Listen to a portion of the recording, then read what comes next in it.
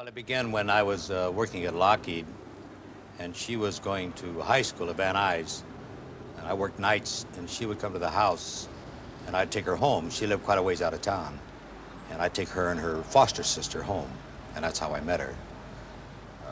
She was about 15 then, I believe. And through the months, you know, we become friends.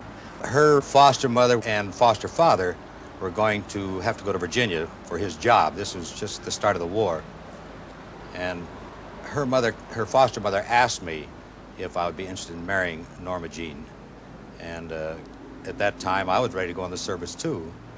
And I felt, well, I could marry her and give her a home until I got out of the service. At least she wouldn't have to go to an orphanage, because she would have had to gone back to an orphanage at that time. So we waited until she was 16 and I was 21, and we got married. And we were married right over here in Westwood, just over the hill here.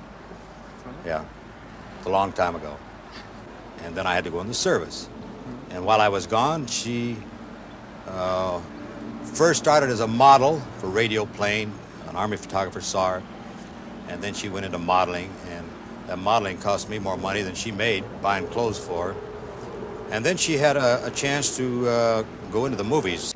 In fact, when Asphalt Jungle had the premiere, I was one of the guards doing duty down there, keeping the traffic out. And that was one of her first big movies. She was kind of like a rubber band stretching. On this hand was the person, Norma Jeane, who had a tremendous religious background. And you got the person, Marilyn Monroe, who quite obviously didn't have too much religion. And it just kept stretching until it finally snapped, that's all.